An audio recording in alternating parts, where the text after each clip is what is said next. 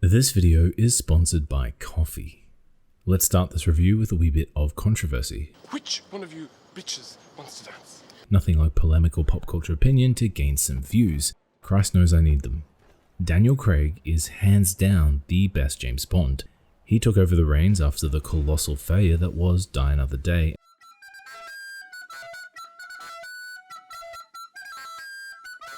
And with the help of Sam Mendes, they managed to produce a movie that will stand the test of time.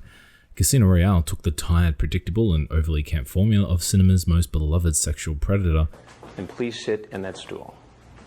and transformed it into a gritty and somewhat realistic take on Hollywood's most iconic spy.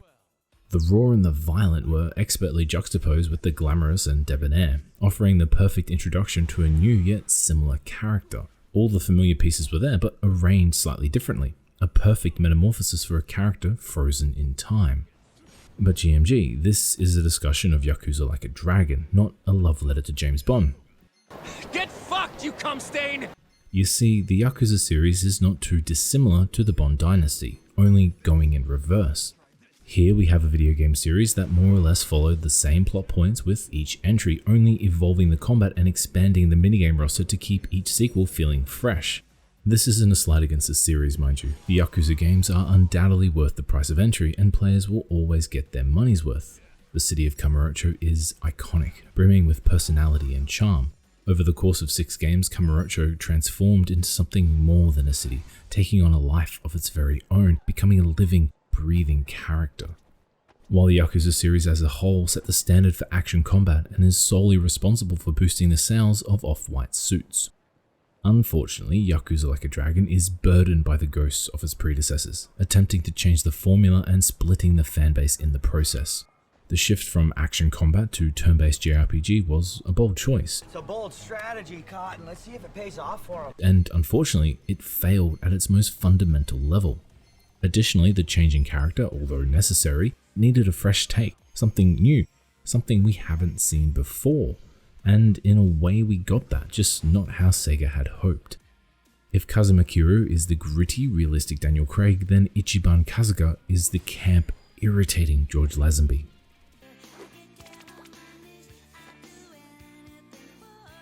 Like a Dragon is in no way, shape or form a bad game, but where Casino Royale was free to reconnoiter new lands, the latest Yakuza entry is encumbered by the triumphant highs of its past glories.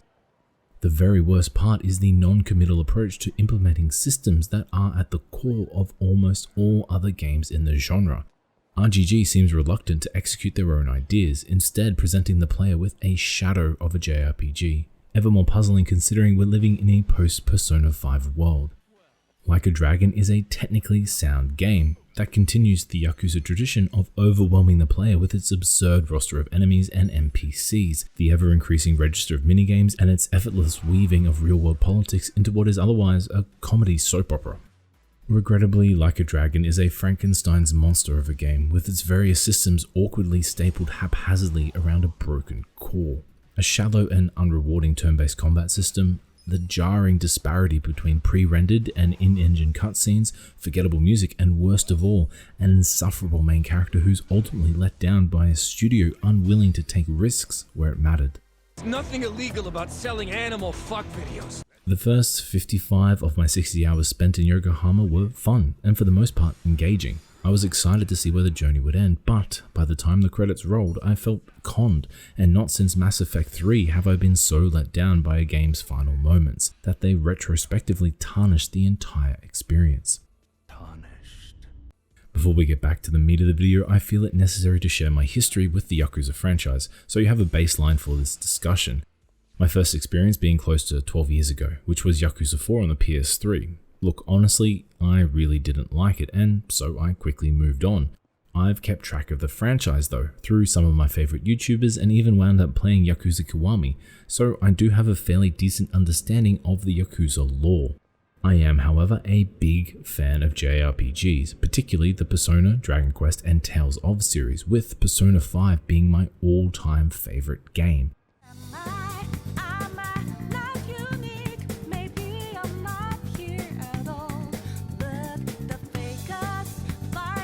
Despite that same devotion not spreading to RPG games, the idea of enjoying a new saga from its very beginnings combined with my affinity for JRPGs, well, it was too good to pass up. I played Yakuza Like a Dragon on the PS5 with framerate mode enabled, which provided a smooth and incredibly consistent 60 frames per second through the entire campaign. When exploring Yokohama, it's the lighting effects that stand out above all else. The way the light plays off the buildings and the streets down to the reflections in the puddles that dot the cityscape, all were truly spectacular. Eventually, you'll make your way back to Kamurocho. This will take place during the night, and the way the city looks is jaw-dropping. The lights on the shop fronts sparkle and add this air of grandeur. It felt like we were transported to an entirely different world. That sense of awe and wonder, it never dissipated no matter how many times I returned. And it's not just the cities that benefit from the lighting. The particle effects during combat explode off the screen in a shower of neon, transmuting a simple attack into something worth savoring. Character design is typical RGG. That's to say that each character's personality is instantly recognizable by their look. There's nothing illegal about selling animal fuck videos. While NPCs down to the basic fodder are lovingly and hilariously crafted. The pre-rendered cutscenes are equally gorgeous, setting a new standard for the series. Unfortunately, any praise I can heap on Like a Dragon's graphics stops there. Character models during in-engine cutscenes look woefully dated. At times I thought I was right back playing Yakuza 4 on the PS3, they really look that bad. The stiffness and robotic models instantly suck the life out of any scene, breaking all sense of immersion, especially when we transition from pre-rendered to in-engine. JRPGs, especially those aiming for a more realistic style, must find a way to close the gap between pre-rendered and in-engine cutscenes. Certain series get around this by aiming for an anime aesthetic, see the Persona series or Dragon Quest. Unfortunately, that's not something RGG would be comfortable implementing. It would go against their entire series. I can't tell you what the developers need to do, but I can tell you this.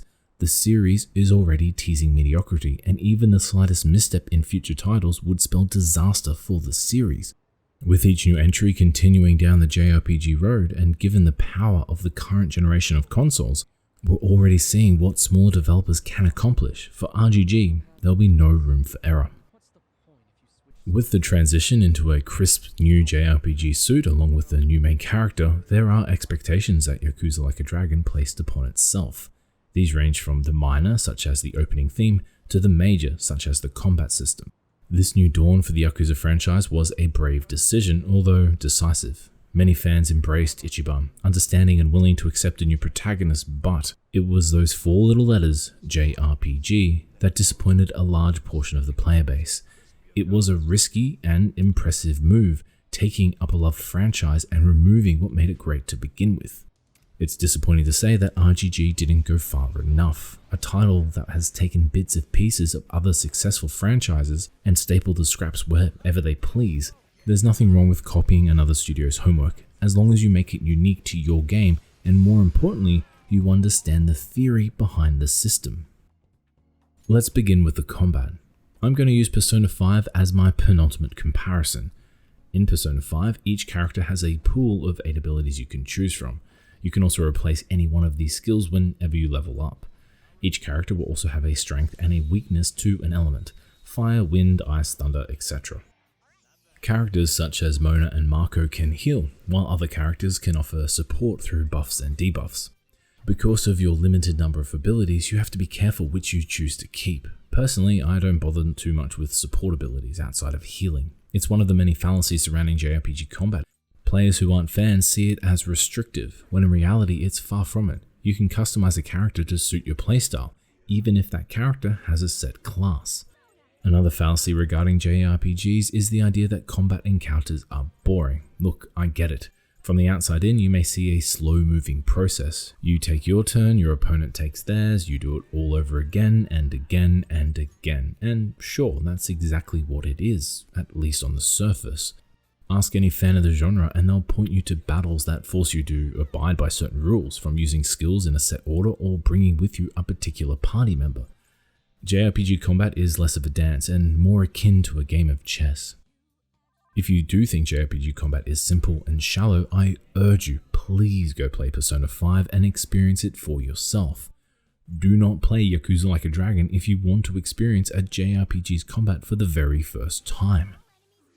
RGG has taken one look at other turn-based systems and logged off. In Like a Dragon, you have access to all the skills all the time, with a large portion of these abilities being support focused and others just being plain useless. There were only 3 battles that asked me to really think about the moves I were making and required me to actively worry about my character's health. If you're wondering why being granted access to a buffet of abilities is a negative to the experience, it has to do with overchoice. It's actually something I recently discussed in my video about Xbox Game Pass. When you're given too many options, you always return to the familiar, and you have no connection to any of the choices you make, because they carry no weight. In Like a Dragon, you don't have to worry about the consequences from the skills you keep and those you discard. The fundamental law of traditional JRPG combat isn't there, and more importantly, you don't have a personal connection to the character because you've done nothing to mold them.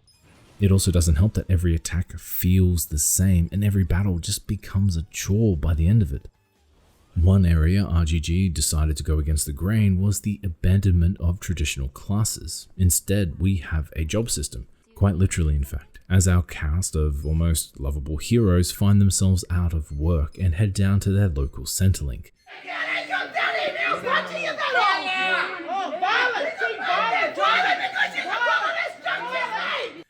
Changing jobs will grant your characters new abilities and a new costume. These jobs are gender locked, and some are only unlocked when your friendship levels increase, because naturally, if there's one thing we need in a Yakuza game is a bond leveling mechanic. The point is, these jobs are meaningless, as each character's starting class is the best choice and will ultimately carry you through the entire game. With just 2 exceptions. One is switching Ichi to the Demolition class and immediately switching back. That's it. This will grant you the ability to break walls in the dungeon outside of combat. The other exception is changing Nani to the Fortune Teller class. Here he gains an AoE lightning attack that is pure OP and will make every battle a cakewalk. You do gain access to team attacks, special moves, and permanent abilities. These carry over to other classes, but it's honestly not worth the grind. And once again, these permanent abilities are usually support based. There is one silver lining to combat, and that's Poundmates, Yakuza Like a Dragon's version of summons. They cost yen and are never not entertaining. Some are hilarious, others downright absurd, and some are just fucking cool. You'll get your first Poundmate fairly early on, simply by progressing the main story, while the rest will be gained through side activities, and I have to say, the animation that plays when you summon your Poundmate is never not entertaining. I summon you! They can really help you out if you're in a bit of trouble and can turn the tide of battle.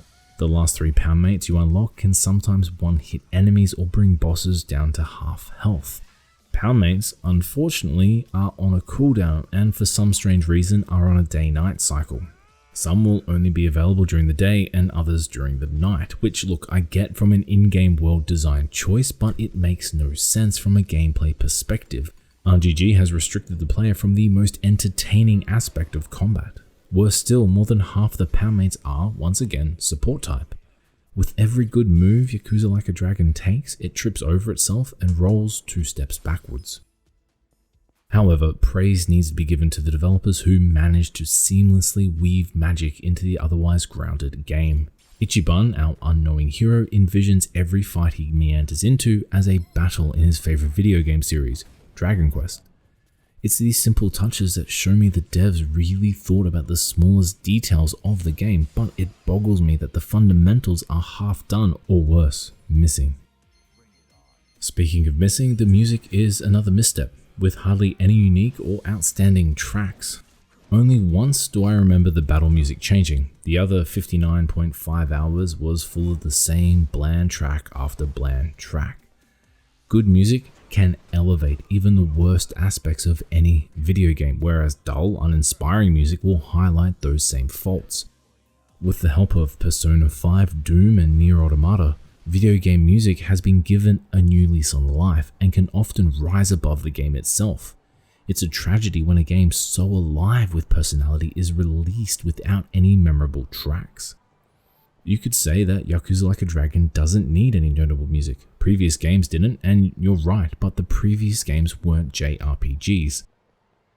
Think of any of your favorite JRPGs, and I bet you'll remember the music. More than likely, you'll also remember the opening theme. You know, that little anime music video that opens every JRPG? Guess what? There's none of that here. If you're going to completely change genres of a game, embrace it, wear it proud, or you'll not only be annoying fans of the older entries, but you'll also be disappointing fans of the new game. We're about halfway through the video now, and I want to talk about my favorite part of the entire game, and that's the minigames, in particular the business management sim. Here, Ichiban is tasked with running the day-to-day operations of a small lolly shop.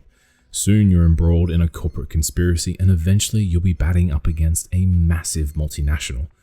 This is the only time in the game where I was genuinely excited and looked forward to picking up my controller. It was compelling, surprisingly deep, and more importantly, fun.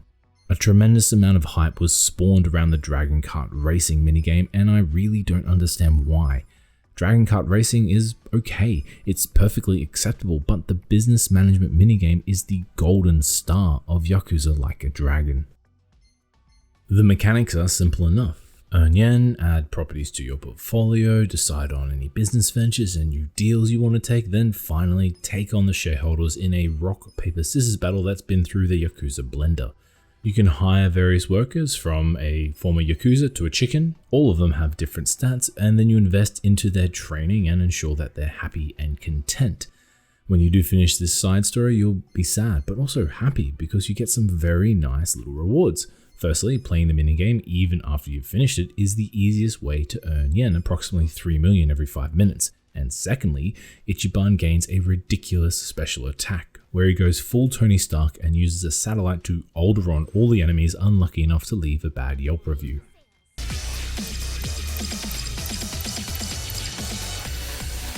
Let's get nutty!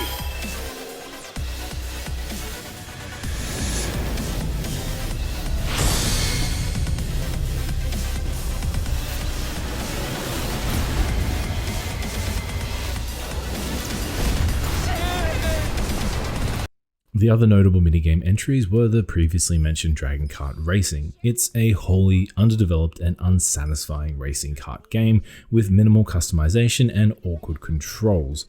One small tip, switch the camera to top down. This slows time for some reason and enables you to navigate the often abusive tracks and simply make it slightly more easy.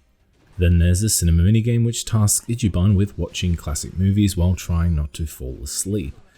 Ultimately, it's just a quick-time event, filled with goats in suits and golden chickens. Many of you out there will have flashes of Catherine. Another new addition is the school. This will help you level up your meta stats by passing quizzes on various real-world subjects, such as sports, maths, and even the history of Sega. These quizzes are surprisingly difficult. They were fun, but really it didn't do a great deal for the game. You can also plant gardens around the city and use the produce to cook dishes for buffing the party before a big fight. I did the tutorial and honestly just forgot about it. It really felt like something that was just there. Get fucked, you cum stain! Speaking of just there, you can craft weapons and armor for some fucking reason. This system is wholly unnecessary and again a firm example of something that exists in other JRPGs, so it has to exist in Like a Dragon. Most of the weapons can be matched by those found or bought throughout the campaign, and the armor is often inferior to anything you'll ever come across. The only real purpose of the crafting shop is to craft the ultimates for every character or to strengthen already existing weapons. You could strip the crafting system down to its two base operations, strengthen weapons and obtaining ultimates, and have a far more streamlined experience. Think of Tales of Arise, a simple crafting mechanic that made a real impact on the experience. It's beguiling how little thought was put into the individual aspects of Like a Dragon. More is never more. The more a game has, the faster it loses its identity while overwhelming the player into boredom. Previous Yakuza games had no need for a crafting mechanic, and it worked perfectly fine. Furthermore, not every JRPG has a crafting system, and those that do, as mentioned, keep it simple with just weapons and accessories. Lastly, we come to the real crux of any JRPG, and that's the story. Many a JRPG are all often too mocked for their overdramatic anime plotlines and character motivations, so it was perfect for a Yakuza title. The hardest part for the developers at RGG was the inevitable comparisons between Kazuma and Kasuga. Only a drastic shift in plotlines would win over fans of the old guard. From this point onwards, I'm going to be talking about the story, so needless to say, there will be spoilers. If you don't want it ruined for you, skip to the timestamp below. Alright, so the plot centers around Ichiban unraveling the mysteries of his past while fighting corruption at the highest level. Throughout the game, we slowly see Ichiban's childlike demeanor be chipped away by the events unfolding around him, pushing him to his breaking point, where we witness him almost beat a man to death. I bet I could punch you 100 times before I even get winded. How about you count them for me?